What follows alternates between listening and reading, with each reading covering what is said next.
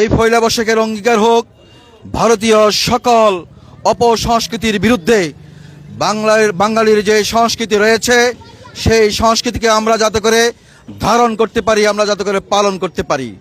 সেই সংস্কৃতির মধ্যেই আজকে ভারতীয় সংস্কৃতির আগ্রাসনের কারণে আমাদের নিজস্ব যে স্বকীয়তা, আমাদের যে সংস্কৃতি রয়েছে তা আজকে হারিয়ে যাচ্ছে। পার্শ্ববর্তী রাষ্ট্র ভারত শুধুমাত্র আমাদেরকে অর্থনৈতিকভাবে গ্রাস করে নাই, শুধুমাত্র সম্প্রসারণবাদের মধ্যে দিয়ে গ্রাস করে নাই, ভারতীয় আধিপত্য বাংলাদেশের সংস্কৃতি অঙ্গনে যেভাবে গ্রাস করছে, এতে করে আমাদের বর্তমান প্রজন্ম এবং আগামী প্রজন্ম আমাদের যে স্বকীয়তা, আমাদের যে কৃষ্টি, আমাদের যে সভ্যতা, আমাদের যে সংস্কৃতি সব কিছু আজকে ভুলে গিয়ে আজকে ভুলবার পথে দাঁড়িয়েছে। তাই আজকে বাংলাদেশ জাতীয় দলের পক্ষ থেকে আমাদের অঙ্গীকার হোক আমরা যাতে করে আমাদের পুরনো সংস্কৃতি, আমরা ভাষায় বাঙালি, আমরা জাতীয়তার মধ্যে আমাদের বাংলাদেশি।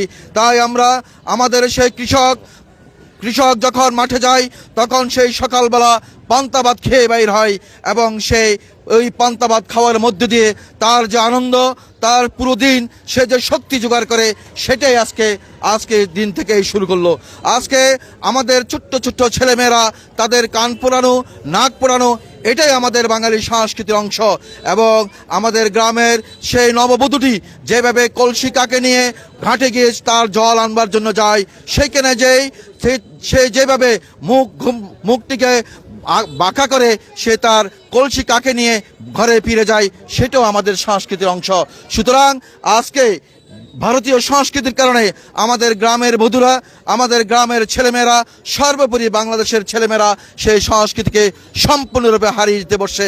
আমাদের দল ক্ষমতায় আসলে এবং এখান থেকে আমাদের শপথ হোক আমরা সেই সংস্কৃতিকে পুনর্জীবিত করে আমরা একটি হাজার বছরের যে শ্রেষ্ঠ বাঙালি তা বিশ্বের দরবারে আমাদের সেই চেতনায় উজ্জীবিত থাকবে, এই প্রত্যাশায় রেখে সন্দ্বীপ উপজেলা বিএনপির পক্ষ থেকে সকলকে ধন্যবাদ জানিয়ে আমি আমার কথাগুলো শেষ করছি।